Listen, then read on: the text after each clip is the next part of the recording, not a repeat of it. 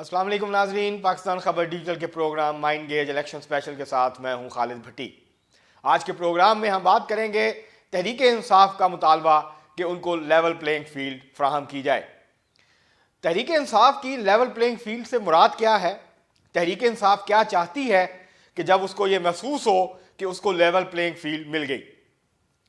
तहरीक इंसाफ के ने supreme court के अंदर एक दरख्वास्त दायर की थी कि हमें लेवल प्लेइंग फील्ड नहीं दिया जा रहा। इसके ऊपर 2 हियरिंग्स हुई, आज इसकी दूसरी हियरिंग थी।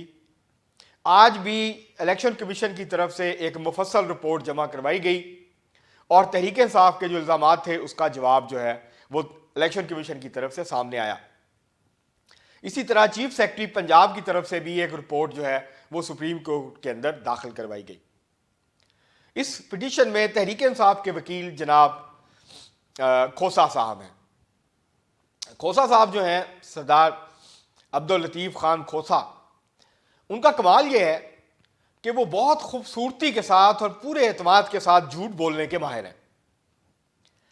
वो झूठ इस तरह बोलते हैं कि सामने वाले को लगता है कि जो कुछ ये फरमा रहे हैं वो ऐन सच है और सच के अलावा कुछ नहीं बोल रहे। आज भी सुप्रीम कोर्ट के सामने खड़े होकर उन्होंने ये फरमाया कि तहरीक इंसाफ के सफ़े अव्वल के जो कैंडिडेट्स हैं उनके कागजात नामजदगी मुस्तरद कर दिए गए हैं। ये बात अगर वो पिछले हफ्ते करते जब रिटर्निंग ऑफिसर्स ने बड़ी तादाद में तहरीक इंसाफ के जो उम्मीदवार थे उनके कागजात मुस्तरद किए थे तो ये बात पिछले हफ्ते तक दुरुस्त थी। ये बात आज दुरुस्त नहीं है। क्यों दुरुस्त नहीं है? इसलिए कि जो इलेक्शन ट्रिब्यूनल्स हैं चारों हाई कोर्ट्स के, उन्होंने बड़ी तादाद में तहरीक इंसाफ के जिन उम्मीदवारों के कागजात आरओज ने मुस्तरद किए थे, रिटर्निंग ऑफिसर्स ने मुस्तरद किए थे, उन सब को कबूल कर लिया है, उन सब को इजाजत दे दी है इलेक्शन लड़ने की।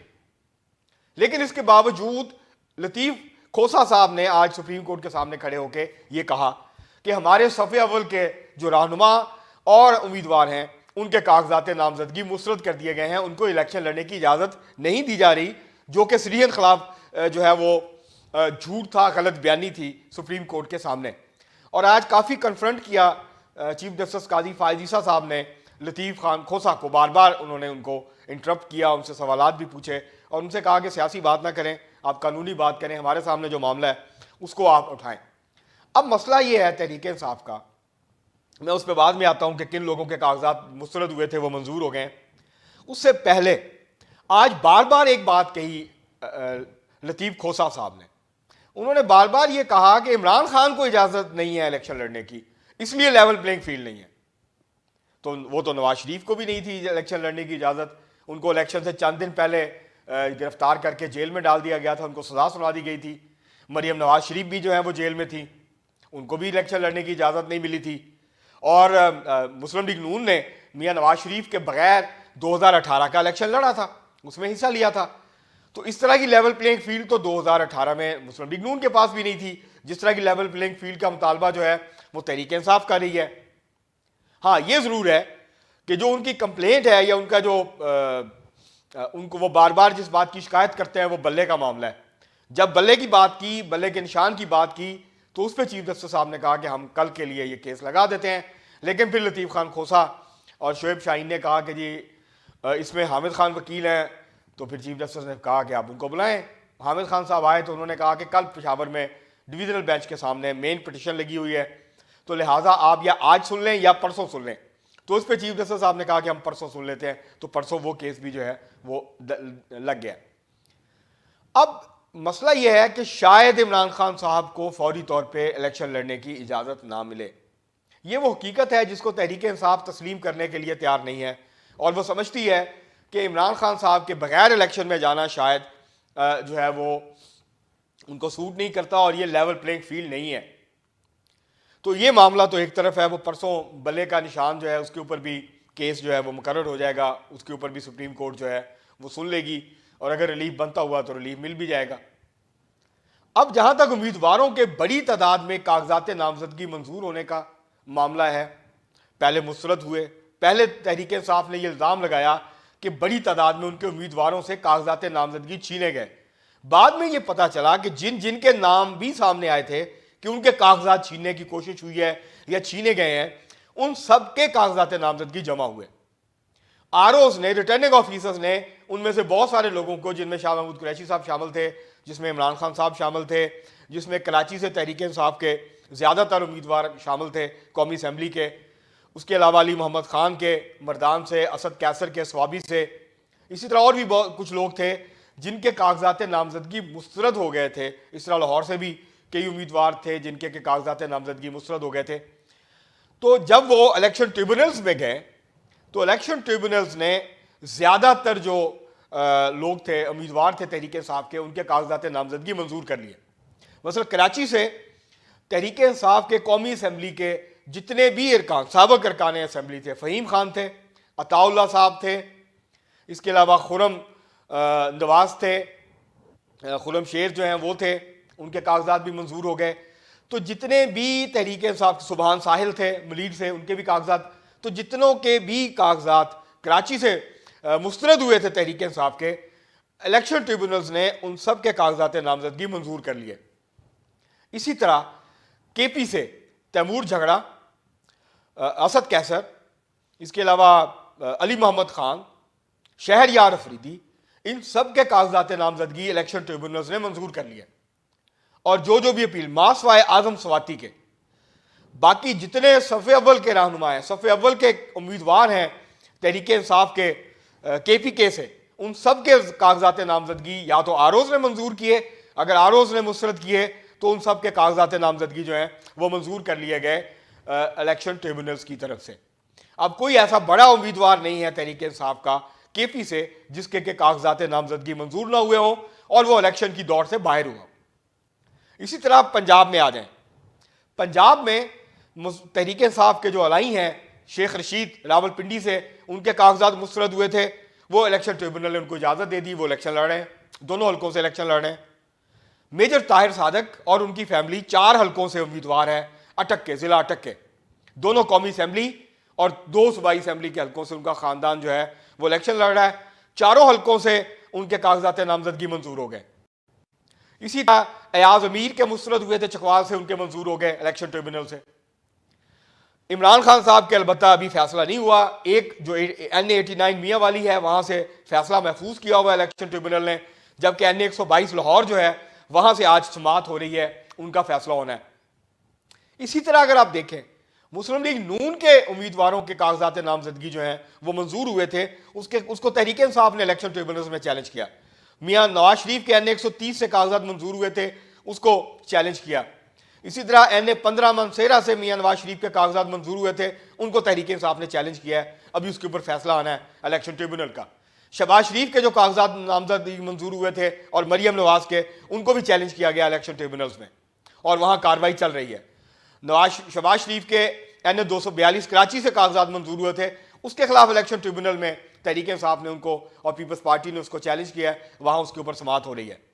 लाहौर से तहरीक इंसाफ के जिन उम्मीदवारों के कागजात नामजदगी मुस्तरद हुए थे, उनमें से हमाद अजहर के अलावा और सनम जावेद के अलावा बाकी सबके कागजात नामजदगी जो हैं वो लाहौर से मंजूर हो गए हैं और ये सब लोग अब इलेक्शन लड़ रहे हैं। मुल्तान से शाह महमूद कुरैशी साहब के कागजात नामजदगी मुस्तरद हुए थे, अब उन्होंने लाहौर हाई कोर्ट में उसको चैलेंज करने का फैसला कर लिया। आरओ ने मुस्तरद किए थे, इलेक्शन ट्रिब्यूनल ने फैसला बरकरार रखा, लेकिन उनकी जो साहबजादी हैं महर बानो कुरैशी और उनके जो साहबजादे हैं जैन कुरैशी, उनके कागजात नामजदगी मुल्तान से भी मंजूर हो गए। शाह महमूद कुरैशी साहब के उमर कोट के हल्के से और जैन कुरैशी दोनों के जो हैं वो कागजात नामजदगी मंजूर हो गए। इसी तरह हमाद अजहर के N129 लाहौर से कागजात नामजदगी मुस्तरद किए थे आरओ ने, उस फैसले को इलेक्शन ट्रिब्यूनल ने बरकरार रखा, लेकिन जो सूबाई असम्बली का हल्का है PP 171, वहां से उनके कागजात नामजदगी मंजूर हो गए। वो सूबाई असम्बली का इलेक्शन लड़ने के अहल हैं, कौमी असम्बली का इलेक्शन लड़ने के अहल नहीं है। अब वो उसको चैलेंज करेंगे, हो सकता है वो भी बहाल हो जाए। डॉक्टर यास्मीन राशिद के कागजात नामजदगी मुस्तरद हुए थे, अब उनके कागजात जो हैं वो उन्होंने इलेक्शन ट्रिब्यूनल में अपील की हुई है, उसका फैसला आज या कल हो जाएगा, वो भी सामने आ जाएगा। तो बड़ी तादाद, इस तरह सरगोदा से मरियम नवाज के मुकाबले में PPSC से और NA82 से नईम पंजोथा जो है इमरान खान के वकील हैं, उनके कागजात नामजदगी मुस्तरद हुए थे, वो भी इलेक्शन ट्रिब्यूनल से बहाल हो गए। तहरीक इंसाफ के जितने भी बड़े नुमाया नाम हैं पंजाब से जिन्होंने इलेक्शन लड़ना है उन सब के कागजात नामजदगी मंजूर हो चुके और वो इलेक्शन लड़ने के अहल करार पाए हैं इलेक्शन ट्रिब्यूनल्स में जाके। तो फिर इसके बावजूद तहरीक इंसाफ बार बार ये प्रोपोगेंडा क्यों कर रही है? दरअसल तहरीक इंसाफ जो उनका प्रोपोगेंडा है सोशल मीडिया पे, वो अदालतों में खड़े होके वो मीडिया के सामने उन बातों को बार बार दोहराते हैं जो वो सोशल मीडिया पे कर रहे होते हैं। वो बात सही हो गलत हो इसकी परवाह वो ज्यादा करते नहीं है। इसीलिए आज भी लतीफ खोसा सुप्रीम कोर्ट में खड़े होकर जिन चीजों को एड्रेस कर दिया गया है, जो इशू सॉल्व कर दिए गए हैं, मसलन चौधरी परवेज लाई, उनकी अहलिया, उनके बेटा, उनके कागजात मुस्तरद हुए थे, अब वो मंजूर कर लिए गए, अब वो इलेक्शन लड़ेंगे। वो जो है NA-69 से भी इलेक्शन लड़ेंगे जो कि मंडी बहाउद्दीन का हल्का है। इसके साथ साथ वो गुजरात से भी इलेक्शन लड़ेंगे, तो उनके कागजात जो हैं वो अब मंजूर कर लिए गए।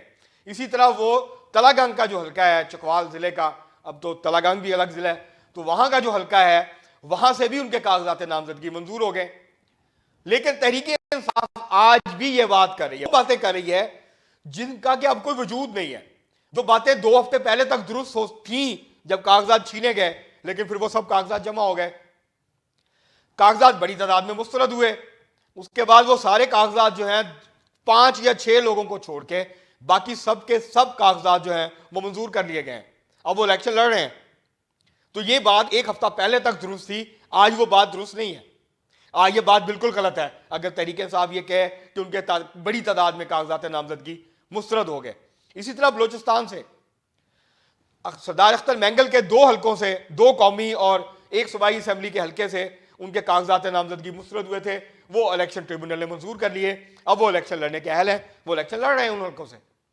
इसी तरह कुछ और उम्मीदवारों के कागजात मुस्तरद हुए थे बलोचिस्तान से, उनके भी इलेक्शन ट्रिब्यूनल से कागजात नामजदगी जो हैं वो बहाल कर दिए गए और अब वो मैदान में मौजूद हैं, इलेक्शन लड़ रहे हैं। तो ये एक प्रोसेस होता है। और जो इलेक्शन कमीशन ने जवाब जमा करवाया सुप्रीम कोर्ट में, उसमें इलेक्शन कमीशन ने यह कहा है कि 76% तहरीक इंसाफ के जो कागजात नामजदगी थे वो मंजूर हुए, 24% जो हैं वो मुस्तरद हुए। जब कागजात नामजदगी बड़ी तादाद में मुस्तरद हुए थे तो तहरीक इंसाफ ने यह दावा किया था कि उनके 90% उम्मीदवारान के कागजात नामजदगी मुस्तरद कर दिए गए। तो अब जब हकायक सामने आए हैं और इलेक्शन कमीशन ने अपने डाटा की बुनियाद के ऊपर जो रिपोर्ट सबमिट की है, उसके मुताबिक कौमी असेंबली में की 266 नशिस्तें हैं, जनरल नशिस्तें हैं, उसके ऊपर 858 के करीब तहरीक इंसाफ के उम्मीदवारों ने कागजात नामजदगी जमा करवाए थे, जिसमें से 200 के करीब जो है वो मुस्तरद हुए थे। उसमें से 170 के करीब जो हैं वो कागजात नामजदगी उनके भी मंजूर हो गए। इस तरह सूबाई असेंबली के जो उम्मीदवार थे 593 पूरे पाकिस्तान की तमाम सूबाई असेंबली की, चारों सूबों की जो है वो सूबाई असेंबली की हल्के हैं, उनकी सीटों की तादाद है। तहरीक इंसाफ ने 1600 से ज़्यादा कागजात नामजदगी जमा करवाए थे। उसमें से 300 कुछ जो हैं वो मुस्तरद हुए थे, 356 या 355, उनमें से ज़्यादातर बहाल हो गए। पाकिस्तान में इस वक्त कोई ऐसा कौमी असेंबली का हल्का नहीं है जहां तहरीक इंसाफ के उम्मीदवारों ने कागजात नामजदगी जमा कराए हों और इस वक्त कोई भी उम्मीदवार उनका मैदान में मौजूद ना हो। तहरीक इंसाफ ने जिन जिन हल्कों से कौमी और सूबाई असेंबली के अपने कागजात जमा करवाए थे, तहरीक इंसाफ के उम्मीदवार वहां से इलेक्शन लड़ रहे हैं। अब जो इश्तिहारी हैं, जो भागे हुए हैं, जो पाकिस्तान में नहीं है, उनके कागजात जरूर मुस्तरद हुए हैं और वो इलेक्शन ट्रिब्यूनल्स ने भी उनके कागजात जो हैं उनको बरकरार रखा है। अब इमरान खान साहब का मामला एक ऐसा है कि उनको कन्विक्शन हुई है, उनको सजा हुई है, और जब आपको सजा हो जाती है तो जब तक आपकी सजा खत्म नहीं होती, आप बरी नहीं होते, आप इलेक्शन नहीं लड़ सकते, बेशक आपकी सजा सस्पेंड हो जाए। तहरीक इंसाफ कोशिश कर रही है कि इमरान खान साहब को जो है वो अल्टीमेट रिलीफ जो है वो मिल जाए। जो तोशा खाना में उनको सजा हुई थी, उनकी वो जमानत हो गई थी उनकी, लेकिन जो सजा है वो खत्म नहीं हुई है, सजा मुअत्तल हुई है सिर्फ। तो जब तक सजा खत्म नहीं होगी वो इलेक्शन लड़ने के अहल नहीं होंगे। तो वो कोशिश कर रही है तहरीक इंसाफ के हाई कोर्ट्स में और फिर सुप्रीम कोर्ट के जरिए किसी तरह से उनको वो रिलीफ मिल जाए, जो कि अभी फिलहाल मिलता हुआ जो है वो नजर नहीं आ रहा। इसके अलावा ये जरूर है कि 9 मई के वाकयात के बाद से तहरीक इंसाफ जो है वो रिसीविंग एंड पे है, उनको जो है वो रियासत की तरफ से मुख्तलिफ इक़दामात का सामना है, इस बात में कोई शक नहीं है। तहरीक इंसाफ ने बजाय इसके, अभी इमरान खान साहब ने जो आर्टिकल लिखा है, जब भी कुछ मामला बेहतर होने लगते हैं, कुछ रहनुमा जिसमें बैरिस्टर गौहर और बाकी लोग शामिल हैं वो बातचीत करते हैं, कुछ जो बंद दरवाजे हैं वो खोलने की कोशिश करते हैं, तो तहरीक इंसाफ कुछ ऐसा करती है जिसके नतीजे में मामला फिर ख़राब हो जाते हैं। ये इस तरह का तासुर फैल रहा था कि तहरीक इंसाफ के मामला एस्टैब्लिशमेंट से बेहतर हो रहे हैं, लेकिन फिर इमरान खान साहब का इकोनॉमिस्ट में एक मजमून छपा। उस मजमून में इमरान खान साहब ने उन्हीं इल्ज़ामात को दोहराया जो वो पहले लगाते रहे। इस मजमून के छपने के बाद जो वक्ती तौर पे ऐसे लग रहा था, ये तासुर फैल रहा था कि मामला बेहतर हो जाएंगे तहरीक इंसाफ के, वो मामला अब दोबारा से ख़राब हो गए हैं और इस्टेब्लिशमेंट एक बार फिर जो है वो अपने गुस्से का इजहार कर रही है। अगर तहरीक इंसाफ को मुकम्मल लेवल प्लेइंग फील्ड चाहिए तो वो ऐसा लगता है कि शायद उनको ना मिल पाए, लेकिन ये कहना कि उनका रास्ता रोका जा रहा है, उनको इलेक्शन नहीं लड़ने दिया जा रहा, तो जो कुछ हर इलेक्शन से पहले जिस पार्टी को जितवाना होता है, जिस पार्टी को हराना होता है, जो कुछ होता है वो हो रहा है, वो तहरीक इंसाफ के साथ भी हो रहा है। लेकिन तहरीक इंसाफ और मुस्लिम लीग नून में फर्क यह है कि 2018 में मुस्लिम लीग नून को अदालतों से रिलीफ नहीं मिल रहा था, अदालतें उनकी बात नहीं सुन रही थी, एस्टैब्लिशमेंट उनको अटैक कर रही थी, उनको टारगेट कर रही थी, लेकिन अदालतों से उनको रिलीफ नहीं मिल रहा था। अब जबकि एस्टैब्लिशमेंट अटैक करती है तहरीक इंसाफ को, तो तहरीक इंसाफ को अदालतें रिलीफ दे रही हैं, धड़ाधड़ रिलीफ दे रही हैं। तो ये एक फर्क है दोनों के दरमियान। तो तहरीक इंसाफ इसीलिए आज भी मुकाबला कर रही है, आज भी मीडिया के ऊपर उनके लोग आते हैं, बात करते हैं, उनकी प्रेस कॉन्फ्रेंस दिखाई जाती है, जो कि मुस्लिम लीग के साथ उस वक्त नहीं था, एक आध मिनट के लिए दिखा के कट कर दिया जाता था उसको। तो जिस तरह का लेवल प्लेइंग फील्ड नून लीग के पास था, इसी किस्म का लेवल प्लेइंग फील्ड के साथ तहरीक इंसाफ को इस इलेक्शन में जाना होगा। अगर 9 मई ना हुआ होता, अगर और इस तरह के वाकयात ना हुए होते, अगर तहरीक इंसाफ ने अपने मामलात को दुरुस्त किया होता, अपने मामलात को बेहतर किया होता पाकिस्तान के ताकतवर हलकों के साथ, तो तहरीक इंसाफ आज इस सूरत हाल से दो चार न होती जिस सूरत हाल से वो आज यहाँ दो चार है। और यह हमें मानना पड़ेगा कि हर इलेक्शन में कोई ना कोई सियासी जमात ऐसी होती है जिसको दीवार के साथ लगाया जाता है और बाकी पार्टियों को खुल खेलने का मौका दिया जाता है। मतलब इस वक्त भी तहरीक इंसाफ को बाकी सियासी जमातों की निस्बत केपी के अंदर ज्यादा बेहतर सूरत हाल का सामना है। मौलाना फजलुर रहमान की जमात के उम्मीदवारों पर हमले हो रहे हैं, उनको धमकियां मिल रही हैं, उनके लिए कैंपेन करना मुश्किल हुआ है। तहरीक इंसाफ के उम्मीदवारों को कोई इस किस्म का मसला नहीं है, ना दाइश की तरफ से कोई धमकियां मिल रही हैं, ना टीटीपी की तरफ से धमकियां मिल रही हैं। उनको 2018 में भी इसी तरह की सूरत हाल थी। जो फर्क है वो ये है कि ऑन ग्राउंड तहरीक इंसाफ पूरी तरह खुल के कैंपेन कर रही है केपी में, और कोई बड़ी रुकावट नहीं है उनके रास्ते में। उमर अयूब कैंपेन कर रहे हैं, अली जदून कैंपेन कर रहे हैं एबटाबाद से, अली असगर कैंपेन कर रहे हैं, इस तरह बाकी उम्मीदवार भी खुल के कैंपेन कर रहे हैं, रैलियां कर रहे हैं, अपनी कॉर्नर मीटिंग्स कर रहे हैं, अपने इजलास कर रहे हैं। वो हर हवाले से अपनी खुल के इंतखाबी मुहिम जो है वो जारी रखे हुए हैं। वो रहनुमा जरूर आगे पीछे हुए हैं जिनके ऊपर मुकदमात हैं और जिनको अदालतों से अभी रिलीफ नहीं मिला। मसलन जितने भी लोग हैं पीटीआई के जो अब मंजरे आम पे आए हैं, अली अमीन गंडापुर को जमानत मिल गई, उनकी हिफाजती जमानत में तोसी हो गई। इसके अलावा और जितने लीडर्स थे उन सबको रिलीफ मिल गया अदालतों से। तो तहरीक इंसाफ केपी में बाकी जमातों की निस्बत बेहतर कैंपेन कर रही है, उसको बेहतर मौके जो है वो दस्तियाब हैं। केपी के की हद तक की मैं बात कर रहा हूँ। हाँ, पंजाब में उनको मुश्किलात हैं, पंजाब में पुलिस उनको उस तरह से खुल के कैंपेन नहीं करने दे रही, ये बात दुरुस्त है। लेकिन जिस तरह का लेवल प्लेइंग फील्ड डिमांड कर रही है तहरीक इंसाफ, वो ऐसा नहीं लगता कि वो उनको मिल पाएगा, उनको इसी के साथ जो है वो गुजारा करना पड़ेगा। लेकिन तहरीक इंसाफ का कमाल ये है कि वो प्रोपोगेंडा इतना खूबसूरती से करते हैं, वो अपनी झूठी बात को इतनी खूबसूरती के साथ पेश करते हैं और इतना तवातुर के साथ दोहराते हैं कि उनके मानने वाले ना सिर्फ ये कि उनके जो हामी हैं वो उसको सच मानते हैं, बल्कि बहुत सारे दूसरे लोग भी उसको सच मानना शुरू कर देते हैं और इतने एतमाद के साथ बात करते हैं और पुराने झूठ को दोहराते जाते हैं। हकायक तब्दील हो जाए, उनको रिलीफ भी मिल जाए, तो वो फिर भी पुरानी बातों को दोहराते रहते हैं कि हमारे साथ ये हो गया, हमारे साथ वो हो गया। तो ये सूरत हाल के लिए पाकिस्तान पीपल्स पार्टी को, तहरीक इंसाफ, मुस्लिम लीग नून को और पाकिस्तान की रियासत को तैयार रहना चाहिए कि सोशल मीडिया के ऊपर इलेक्शन तक और इलेक्शन के बाद भी ये सब कुछ होगा। तहरीक इंसाफ भरपूर तरीके से सोशल मीडिया पे अपनी कैंपेन कर रही है, सबसे ज़्यादा मकबूल है, सबसे ज़्यादा पावरफुल है, सबसे ज़्यादा ऑर्गेनाइज्ड है, सबसे ज़्यादा एक्टिव है। आप ये तहरीक इंसाफ को ये क्रेडिट जरूर जाता है, बाकी पार्टियों को किसी ने रोका नहीं है। अगर उन्होंने सोशल मीडिया पर तवज्जो नहीं दी और तहरीक इंसाफ ने उस पर तवज्जो दी, उसके ऊपर पैसा लगाया, उसके ऊपर काम किया, तो ये क्रेडिट है तहरीक इंसाफ का। बाकी पॉलिटिकल पार्टीज, अगर मुस्लिम लीग नून अगर खामोशी इख्तियार कर लेगी, सोशल मीडिया पे कैंपेन नहीं करेगी, तो इसमें तहरीक इंसाफ का कसूर नहीं है। पाकिस्तान पीपल्स पार्टी अगर अपने सोशल मीडिया को ऑर्गेनाइज नहीं करती तो ये तहरीक इंसाफ का कसूर नहीं है। तो इसलिए इन पार्टीज को भी खुल के कैंपेन करनी चाहिए, सोशल मीडिया प्लेटफॉर्म्स पे आके बात करनी चाहिए, ताकि वो अपना जो मौक़िफ़ है उसको पेश कर सकें। आज के लिए इतना ही, बहुत शुक्रिया।